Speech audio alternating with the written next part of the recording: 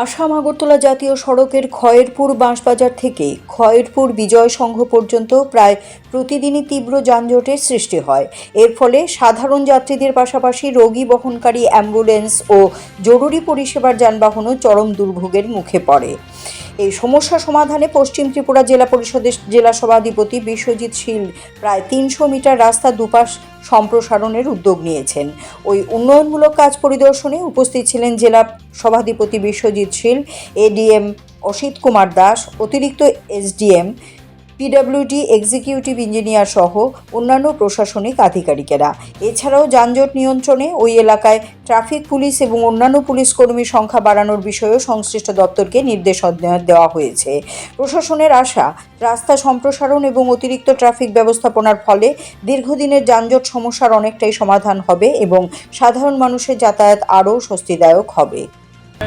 বাজার আছে যেটা আমাদের লেক লাইন আছে, তো সেটার মধ্যে প্রায় সময়ই সেখানে যানজট সৃষ্টি হয়। সেটা সকালবেলা সন্ধ্যার দিকে হোক বা দুপুরবেলা হোক, যে কোনো টাইমের মধ্যে প্রচণ্ড যানজটের সৃষ্টি হয়। তো সেখানে মানুষ অনেক জরুরি কাজও সেখানে যাতায়াত করে, সেখানে অনেক রুগ্ন যাতায়াত করে, সেখানে আমাদের অ্যাম্বুলেন্সও এই রাস্তা দিয়েই যাতায়াত করে। তো এত অনেক সময় 1 ঘন্টা দেড় ঘন্টা পর্যন্ত সেখানে জাম লেগে থাকে। তো সেটা থেকে কিভাবে বের হওয়া যায়, তার জন্য আমরা 12 তারিখে আমাদের ডিএমের কনফারেন্স হলে একটা মিটিং করেছিলাম। আমাদের পিডব্লিউডি, আমাদের এডিএম সাহেব এবং আমাদের যারা পুলিশের আধিকারিক আছেন আমাদের এসপি অফিসে, ওনাদের নিয়ে একটা মিটিং আমরা করি।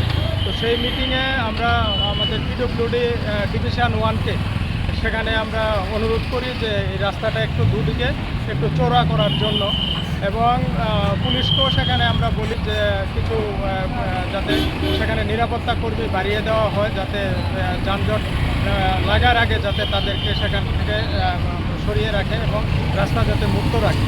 তো সেই মোতাবেক কাজ হচ্ছে। তার মিটিংয়ের পর থেকে বড় ধরনের জাম এখনও লাগেনি। পিডব্লিউডি কাজ করছে, তো কাজ মোটামুটি চলছে।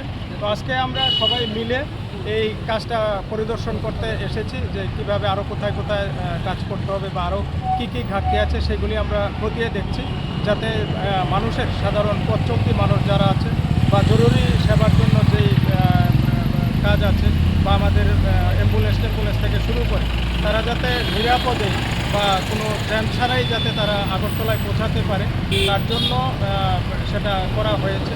তো আর দুদিকে যদি আমাদের রাস্তা চওড়া হয় প্রায় 2 মিটার 4 মিটার করে, তাহলে একটা বড় জায়গা সেখানে হবে। মনে হয় অনেকটাই সেটা থেকে আমরা বেরিয়ে আসতে পারবো। আগে কত যানজট মুক্ত থাকবে আমাদের এই রাস্তা। কতটুকু ছিল আগে যেটা ছিল সেটা তো আপনি দেখতে পাচ্ছেন, আমার মোটামুটি জানা নেই কতটুকু আছে, কিন্তু এখন দেখছেন নতুন করে দুদিকেই আমাদের কার্পেটিং করা হচ্ছে, সেখানে রোলারও দেওয়া হচ্ছে।